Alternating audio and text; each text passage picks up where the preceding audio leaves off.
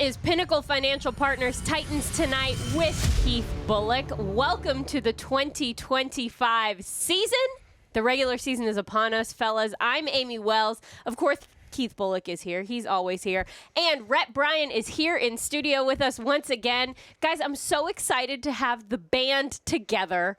It is week one of the regular NFL season, and this is going to be just such a great time. I'm so excited to get started. Keith, I guess my question to you is, are you as excited as I am? Because you seem very cool right now. I'm very cool, because like the way that our show is set up, it would be different if it was like how you guys do the pregame show for me. Like, so as a player, like former player, it's been almost always been over a decade now. But that being said, you kind of pace yourself, you pace your mood through the week, and I guess I still have that, uncertainty because first game of the season as a former player, and then now being on this side, on the outside looking in, I still have that uncertainty that I would have as a player.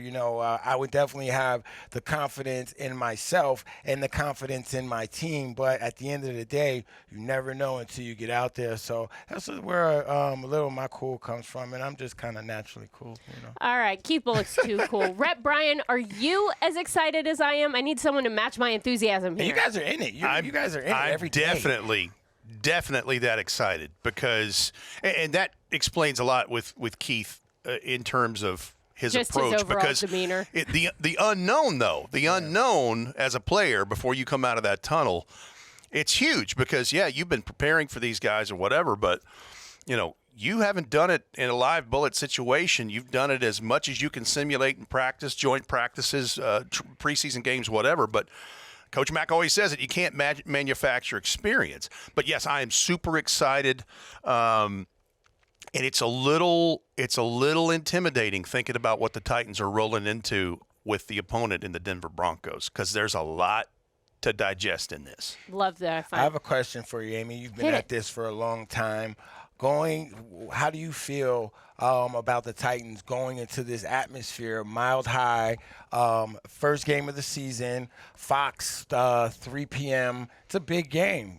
So I definitely understand your excitement. But what are you most excited to see, and what do you most forward to look for on Sunday? I'm the most excited about seeing this team in an actual, real, live four real game on a Sunday. That's what I'm looking forward to. We've watched this team evolve so much in the last 8 months. So many different things have happened for this team, whether it be personnel changes, whether it be staffing changes, whether it be roster changes. All of these things have just been evolving and changing, and it feels like we've gone through every single step of an off-season process that a team can really go through an off-season process. If something's going to change, it has changed for this team. However, they have the benefit of being in a system with a coaching staff that did not change. So while there's so much new around this team, the actual core of what they are is remaining the same. There's a foundation there. Yeah. And so it feels like it's the perfect storm that now just needs an opponent.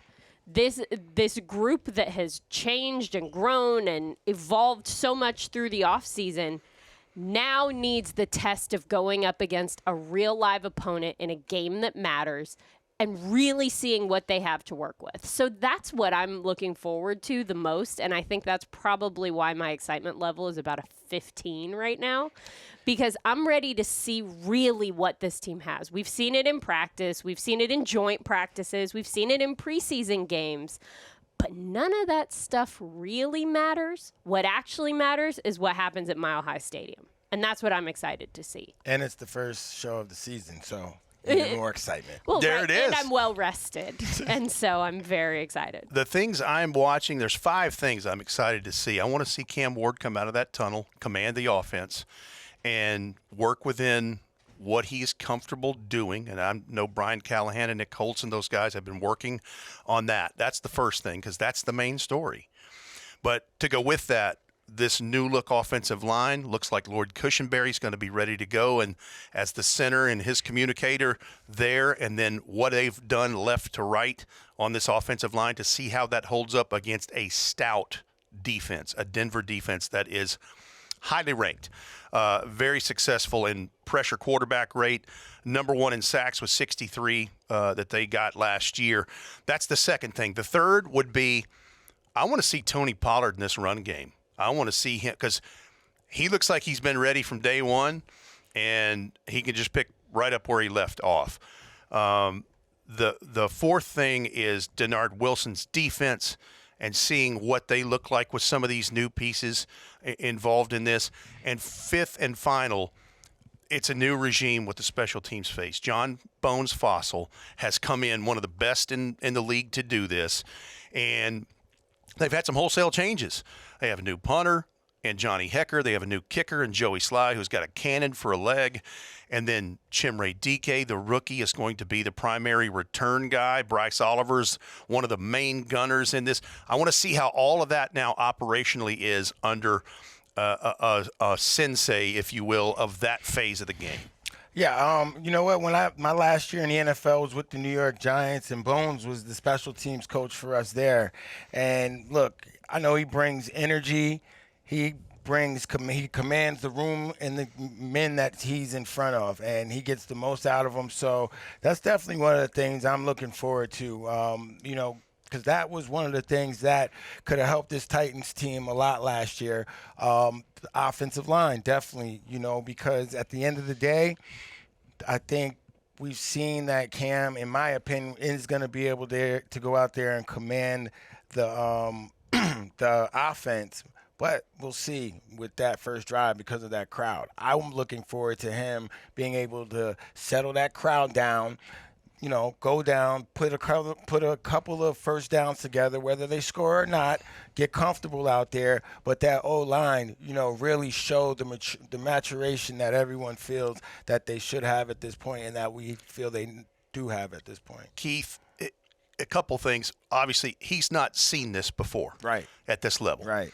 So how he reacts to the moment, which I think the moment will not be bigger than him. He doesn't seem to be made that way, but he's going to see some stuff.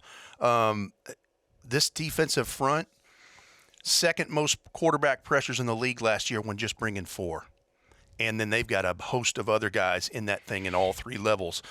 Vance Joseph is a very seasoned, tenured coordinator, and he's got this thing working right, and they've added some pieces in free agency. So he's going to see a lot of looks that he has not seen yet because he didn't even play in all of the snaps and reps in the preseason games, and that is nowhere near a simulation of what he's going to see on Sunday. Absolutely, and in the preseason, no defensive coordinator is going to unleash their total package. So defensively for the Titans, like you, I'm looking to see, what Denard Wilson does in his second year with this defensive scheme. Are they going to be able to get pressure, get Bo Nix, to get the ball out of his hand? Are they going to be able to contain Bo Nix going into his second year, who's a mobile quarterback?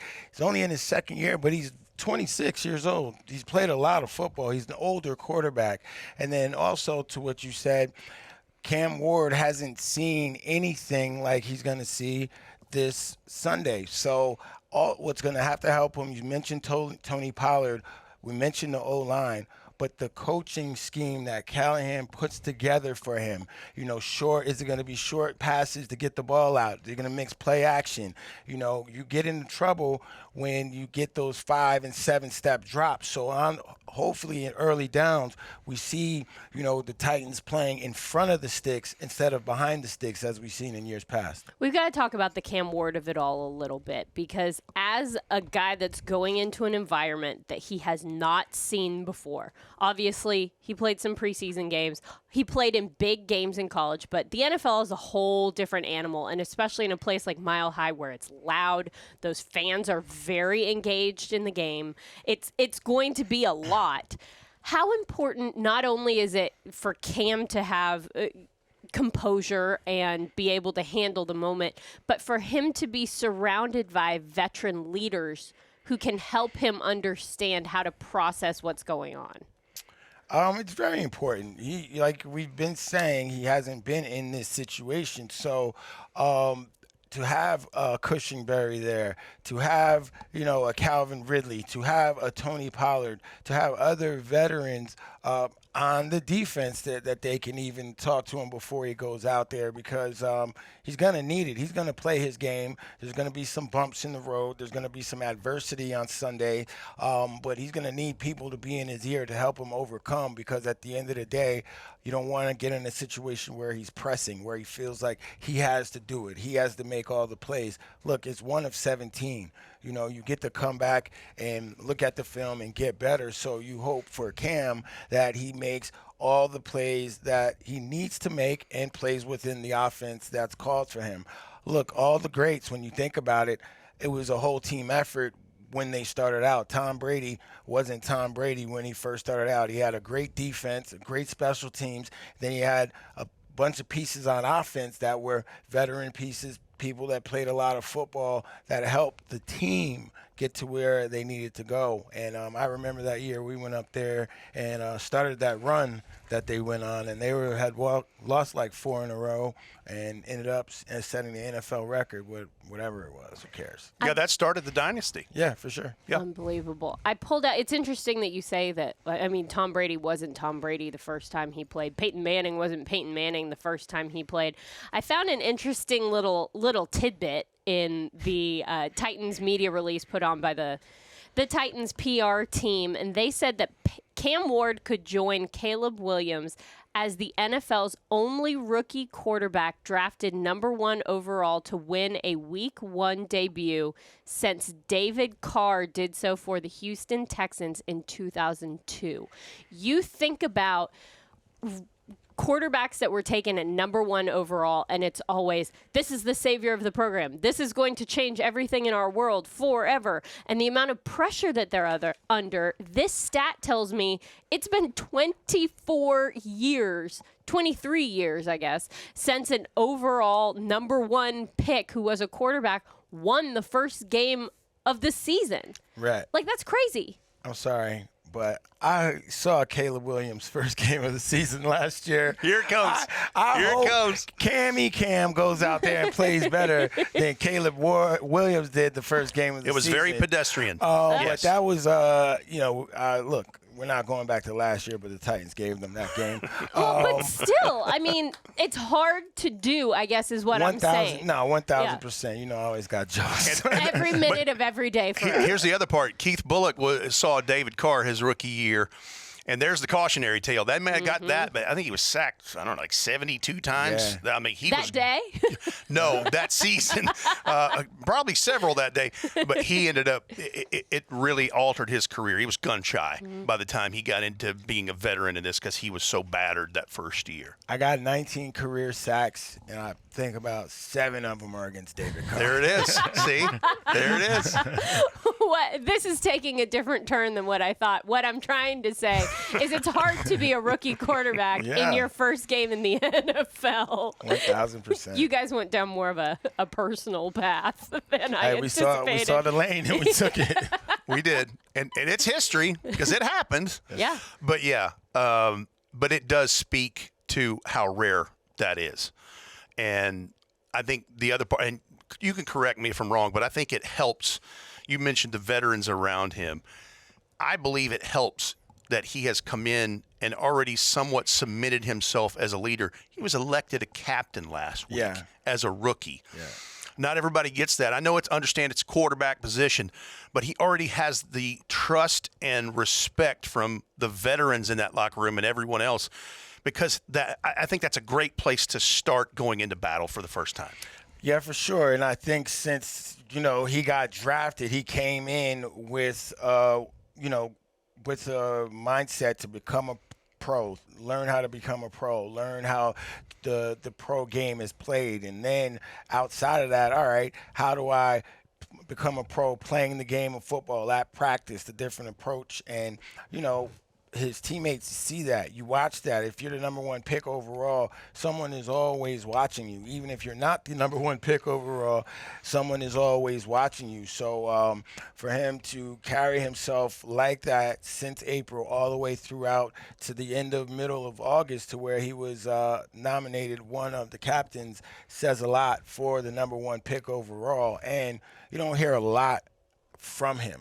You don't hear a lot from the national media about him and what he's doing or what the Titans is doing. So I feel like he's just on a steady, gradual pace right now to have success. His approach is much the same, too. You don't hear a lot from him. Now, he'll go talk trash out there. Yeah, for sure. But it's a very yeoman-like approach to it. Like, he just goes in and does the work. I mean, it's documented this offseason, getting here 5 o'clock in the morning. And he had that's the line that stood out to me this offseason. He said, my dad woke up and got up, left out of the house 4:30, 5 o'clock every day to a job he hated. If I can't come in here at 5 a.m. to a job I really like, what am I doing? Yeah. That tells me a lot about how he's built.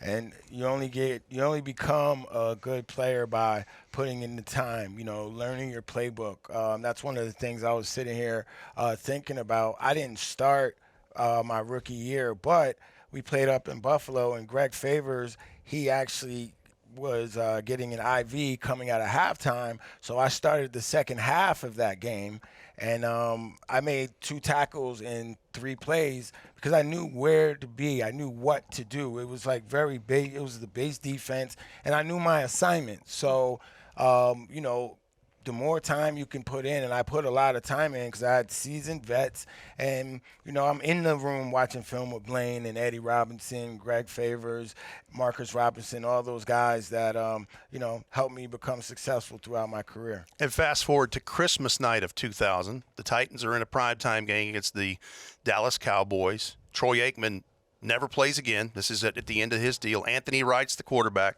Old 5'3", Mr. Monday Night, has a pick 6 in his rookie year, and that's where you started to really see, okay, Bully's coming. Bully's coming. For sure.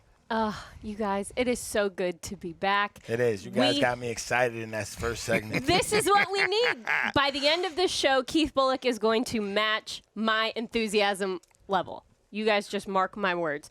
There is a lot to talk about because the Titans are getting ready to take on the Denver Broncos on the road in Denver. Kickoff for that game is what? 3:05 Central Time? 3:05 Central. 3:05 Central Time. So set your calendars. Titans countdown begins at 2 Central. It sure does. So set your radio, set your timer, because it's a little bit different time. But 3:05 kickoff. Guys, this roster. I want to talk about the Titans roster a little bit because it is very, very different from what we saw in 2024. And a lot of that is due to the fact that the Titans addressed a lot of needs that they had throughout the offseason, which is what you hope will happen. Rhett, I'm going to start with you. Is there an area of the roster, a position group maybe, that you feel has improved the most from January to now? Well, I think, and certainly the hope is it's the offensive line. Mm-hmm. You bring in Dan Moore, I think he started every game in Pittsburgh except for 2. He's in his prime at 26 years old. And by doing that, you end up getting a 2-for-1 deal, and you're able to move J.C. Latham, who has retransformed his body with the strength and conditioning staff here, and move to his more natural position at right tackle. Lloyd Cushenberry, we lost him last year with an Achilles. Hopefully he's back and ready to roll for this thing, and all indications are he is. You bring in a veteran in Kevin Zeitler, who's 35. You just plug and play. And Peter Skoronski appears to be getting better every time he puts on the pads. I would say that. But when we're talking about the first unofficial depth chart in this, there's a few things that stand out. If I can just one off for a second. Alekiah Manor is listed as one of the starters with the 3 wides. It's great. Calvin Ridley, it's Tyler Lockett, it's Alekiah Manor. I love it. And looking in the defense, obviously Arden Key is one of the outside linebacker pass rushers. Draymond Jones, the other. Olufemi Oluwadejo is in the second level of that. Now, he'll come in and rotate for sure. But Dorian Mausi, who they just picked up at inside linebacker, is immediately the sub behind Cody Barton in this. And, Xavier Woods, L'Jarius Sneed, Amani Hooker, Quandre Diggs. Anyway, just looking at those things. And then we talked about it in the first segment, and it was revealed by John Bones Fossil earlier this week. Chimere Dike, the rookie from Florida, is the kickoff and punt return guy primary. Bryce Oliver as a backup kickoff return guy and a gunner. But Chim has a lot of experience in college in those roles. And he's so flippin' fast. He's so fast. Ran in the 4.3s at the combine. So it's crazy. Yeah. It's like a gazelle. But just looking at those things, but I would say if we're talking about something that looks different, it's the offensive line. Mm-hmm. Are there any question marks, Keith, that you need to have answered in week 1? Yeah, I would say there's question marks all around the board, for everybody, because there aren't live bullets flying in the preseason, as Rhett said earlier. So, I kind of one of those that, like I said, I'm not in it every day, so I definitely look at it from the outside looking in, and I love getting around you guys, especially this time of the year, because I just learned so much from Rhett right now, and I get up to speed as we go. That's the first time anyone's ever said that, by the way. I just learned something. Thank you for the endorsement. Listen, so for me, I'm getting up to speed, and I'm looking forward to seeing everyone play. I'm definitely looking forward to see L'Jarius Sneed out there. I'm looking forward to see Jarvis Brownlee, Jr. in his second year, T'Vondre Sweat in his second year.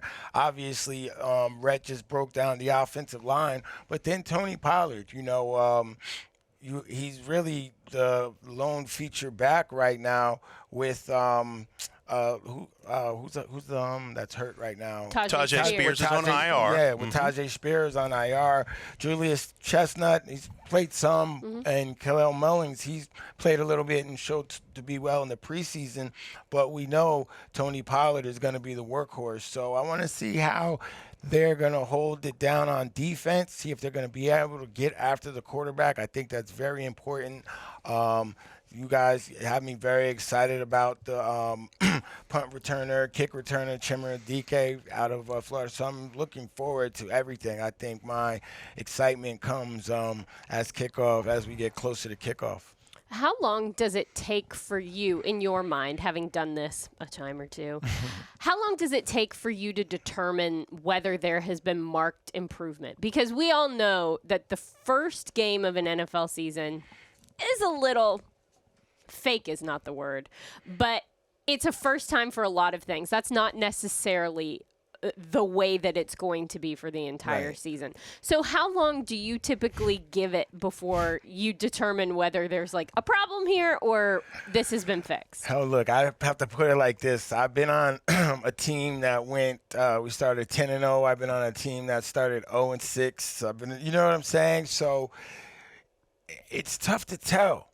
Even when you're 0-4, it's like, man, and then you watch the film, it's like, oh, man, if we do this. Like, if you're close, you're close. Like, there are some teams, like I remember we went out to San Diego one year and got our teeth kicked in maybe in like 04 or 05 or something like that. Like, LaDainian Tomlinson had 4 touchdowns in the first half. That's the year he set the record. But, like, so, that team – it didn't. I think we ended up 5-11 or 4-12. But then I started off 0-6, and then we were making a late run in December. So it's really hard to tell, especially if you have some pieces. But I think those years in 04 and 05, I could tell that, like, we just didn't have the pieces to compete. Sometimes it just is what it is. You get hit with the salary cap. You have to rebuild. You have to put players in spots. So we definitely had guys that didn't need to be starting, but it just was what it was. I'm thinking of that. I'm laughing because I'm thinking of that San Diego game. And I remember we had a young rookie linebacker in with me. And, I make the call. We're lining up. And he's like, what do I do on this play? And LaDainian Tomlinson is like, I'm like, and they're like, set, hut. And here comes LaDainian Tomlinson. What do I do? Yeah, I mean, and I can't be mad at him because obviously if he's a rookie, that's who they had to put in because the NFL is not like college. They're not, they're going to put in the guys that they feel should be in there. And look, I guess in that situation, he had to be in there. But hearing you talk about that journey right there, it's a lot like where the Titans are now. Yeah. You've been a part of a team that started from the scrap heap and built up and had the 3rd overall pick and took Vince Young out of Texas, who came off of one of the grandest Rose Bowls you'll ever see in your life, one of the greatest college football games, and especially a bowl game. And then adding guys like Chris Hope and Kevin Mawai and David Thornton and all of these guys to bolster some things to get to that point where you got to the 10-0 start year and you were building something important. I think there's a lot of correlations now with this Titans team and your experience back then. Yeah, and, I say it, and people are going to think about the whole product, but Cam Ward reminds me of Vince Young when he came in, not necessarily the way that he plays, but his whole approach to it. You know what I mean? VY just came off of damn near winning the Heisman, won the national championship. He was very quiet. He was very humble. He was about his business. Billy Volek was ahead of him, so he didn't come in like anointed the starter. So he had to wait behind. He had to learn. He had to earn. And then when he got out there, his rookie year, he did what he did. But that's kind of what, magnified us and gave us that jump. I don't remember what we started that year, but whatever it was, I know Kerry Collins was the starter. But then once VY came in, it was like, man, let's go. And he just did what he knew to do, what he learned from college. Amie, there were some electric moments that year. If we're giving superlatives, I always say Chris Johnson may be the most electric Titan. 1,000%. But a good second is Vince Young in that rookie year, because I think of a couple different things in Houston against the Texans, and it is a walk-off shot at the end of the game. He runs right, 39-yard touchdown. And he's from Houston. His first NFL game and at the home. place went bananas. First NFL at the crib, and you walk off like for 40. That's awesome. And then later in the season, it's a home game against the New York Giants and Eli Manning. These guys are trailing 21-0 in the fourth quarter. Pac-Man Jones has had a maybe his best game as a Titan. He's picked off him on the sideline. He had a great punt return. He was balling. And bless his heart, Matthias Kiwanuka is a fellow rookie, and he misses on a sack and lets up on VY. And VY, they come back and win that ball game. And it was a primetime game. Brandon Jacobs is there running. The place went wild. Y'all talk about Derrick Henry. I hear you, but Brandon Jacobs, man. He's one of the biggest running backs I've ever seen. But to close this up and to answer your question is, if you have a quarterback that can make plays and you believe in, you see it in Joe Burrow. You see it in Patrick Mahomes. You see it in all these guys. So we saw it in Steve McNair. We saw it at a point in time in Vince Young. So, look, if your team has a quarterback or a player, and they'll bring everybody else together, because then, it just takes one game to get the team rolling. Is there a freedom in being a rookie quarterback in that, like, you're almost kind of playing with, like, I don't know any better, let's just ride? Yeah, if you're winning. You know what I mean? Like, look, Jaden Daniels, like, we're not in those film sessions after, so we don't necessarily know how he graded out, right? Right. But at the end of the day, he found Scary Terry. It was getting the job done. Brian Robinson, who they just traded, he ran well. Their defense made plays when they needed to make plays, and then they started to believe in their quarterback. They're like, oh, we got Jaden. We got, that's just how it works. So you got to play within yourself, but sometimes you're going to get out there and not see the safety roll down, but, you make a play that you're not supposed to make, and then they correct it in film. And then, well, that's kind of what happened with Patrick Mahomes. Like, do we remember 300 years ago, it feels like, when he started playing? We all looked at this kid, and we were like, what the heck is he doing? Yeah. Like, it obviously was not what he was supposed to be doing, but it worked, and their offense was able to rally around that and create something that has been incredibly successful. But he was a young guy just doing what he could do in the moments that he needed to make a play. And so that's the same point where an offense realizes their guy can make a play and they can rally around that, and it grows into something bigger and successful. Yeah, so, well, Patrick Mahomes, you attribute it to his style of play. Aaron Rodgers, you attribute it to his style of play. Tom Brady, Peyton Manning, these quarterbacks all had a specific style of play. Jalen Hurts has a specific style of play within that offense. So they get to the point where, their offense is like a tailored glove, and they can do that off-schedule stuff. And their O-line is in cohesiveness. They know, okay, we might have to hold our blocks a little bit longer, or however it works. But, yeah, 1,000%. And enter Nick Holtz and Brian Callahan in what they've been crafting since they took him number 1 overall, however many days ago that was, back at the end of April. We were all different people back then, right? Yes, we were. It feels like it was a long time ago.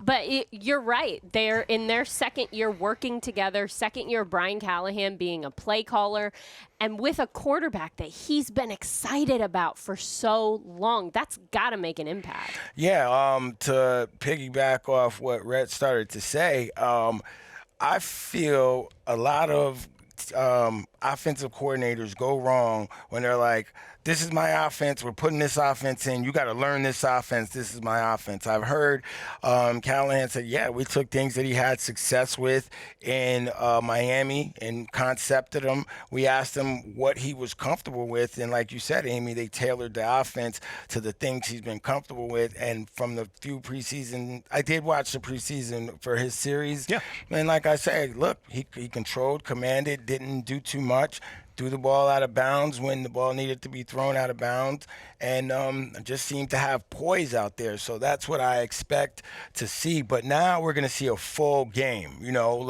Look, like we said, there's going to be some adversity. There's going to be some times when you're behind the sticks. Are you going to try and force it in a window? Or are you going to make the safe throw, take 8 yards, and punt the ball and let the defense play? So it's a whole game. So it's going to be cool to see how all the coaches coach and how the players react to the coaching.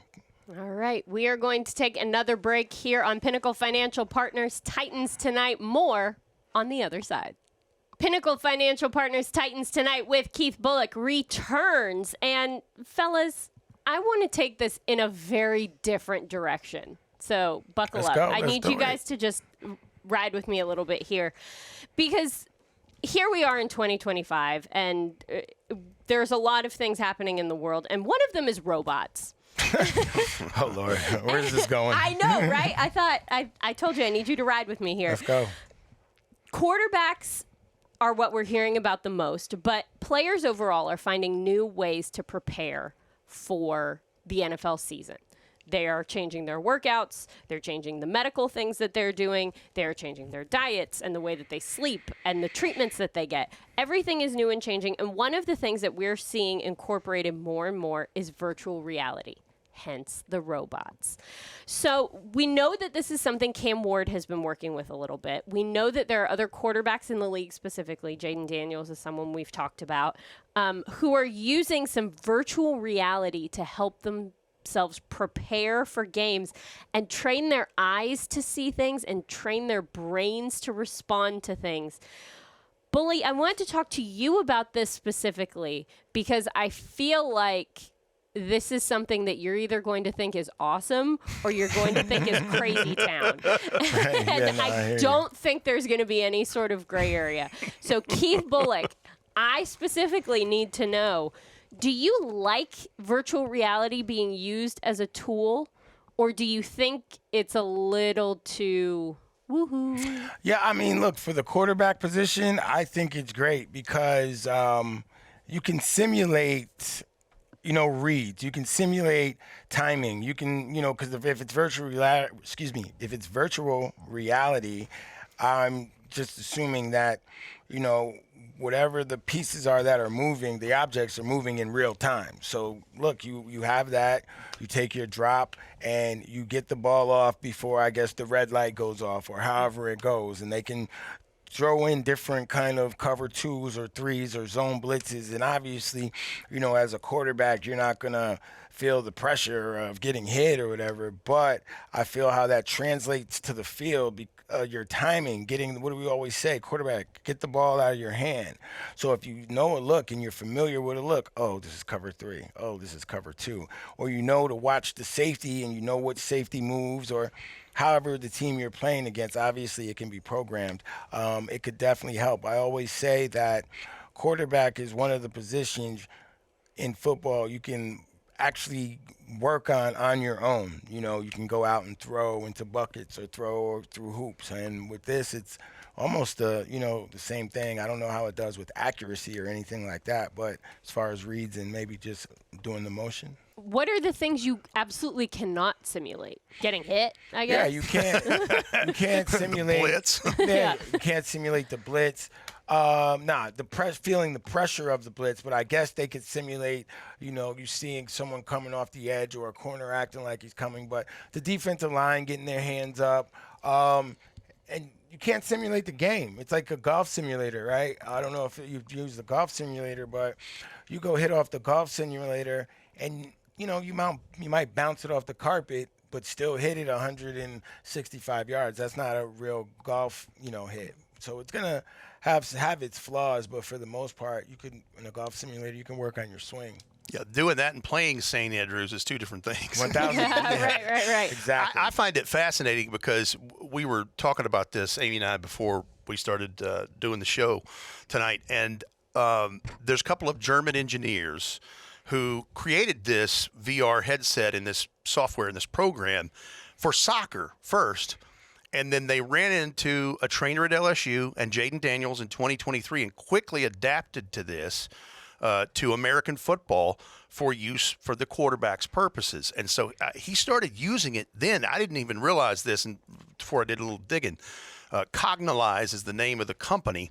I think it's like a $2 million outfit that you do, but it has a 1 or 2 player mode. 1 player mode, obviously you're the QB and you can do whatever you want and simulate things. The 2 player mode is where a teammate or a coach can alter calls, looks, reads, all those things, and control all the variables and see the same thing you're seeing on the screen in this. What's wild is you can go like a half a speed faster than real time, all the way up to 1.75 times. And so I think it's interesting that if you do enough mental reps on that, which clearly I think there's some correlation with Jaden Daniels' success last year, it actually slowed things down for him in real time, which is wild. And I don't know that it completely did that, but I think it may have helped accelerate that. Yeah, I mean, it makes sense to me because you want to get the ball out of your hand as a quarterback. And even Cam Ward has a pretty quick release for a rookie. He's not sitting there playing with the ball. He's getting the ball out of his hand. So that cognitive thinking, that cognitive machine, now you're out there in real life and you really know, you feel Big Jeff or one of the corners coming off the edge. You got to get that thing out of your hand. So I think that is a real thing. They use it for baseball simulation. I've seen that where they have the pitcher simulating the wind-up and then the ball actually, you see the ball come out of the pitcher's hand. So yeah, I think that works, Amie. I mean, we talk a lot about mental reps and just training your mind to go through what it is your job is, what it is you need to do. That seems like maybe the next step in just there's visualizing it in your brain and then there's seeing it in front of you and going through it. Yeah, I didn't miss too many practices, but the ones that I didn't practice, I have to stand behind my position. So I'm standing all the way maybe 40 yards back because I got to watch it. I can see it, and those are my mental reps. It's one thing to watch it on film, but I got to see it because in my head I see the guard pull. I can tell. I'm like, okay, I can walk through it. I can, not going fast, but me seeing it, I walk through it or open up, take my drop. But that is a real rep. So as a player, I definitely I did that even now when I'm in coaching situations when I go and I coach. I watch from behind because now I can, see every single player, and I go back with real information for them maybe after that drill or during when we watch film, because I'm not there to be their coach, but I can add on something that their coach may have told them in practice or in that film session that I saw twice now that I saw it on film, and then I saw it in real time. So much of being a professional athlete, obviously, is being able to do athletic things with your body and being stronger or faster or capable of doing things that other people can't do. But there's also a really large part of it that I think is probably underestimated, and that's understanding how your body moves through space and almost the choreography of what you need to do. And that is something that you can practice kind of whenever, right? Yeah, I mean, look, that's pretty cool that you said that, because I was a safety, then I had to play linebacker. So, come on now. And this is when you, really banged, it was in between the tackle. Real football. Yeah, so, a fullback. Back in my day. Right, back in my first back of my day of the season. Didn't take that long. Nope. But, yeah, I can come in and bang, but if I can swim you at the last minute or get skinny and contort my body and still get in and make the play, at the end of the day, for me, it's about making the play without the ball running through my gap. So take care of my gap and then try and make the play. So a lot of times, I did go, whatever you have to do, battling ram, because you throw different pitches. First time if I slip, they're going to come a little more timid, and then that's when you hit them in the face. So, it wasn't always slipping and dodging, but at the end of the day, for me, someone that played at 235 with fullbacks with Lorenzo Neal and those guys were out there, Sam Gash and all those guys, the real killers, I had to kind of throw different pitches.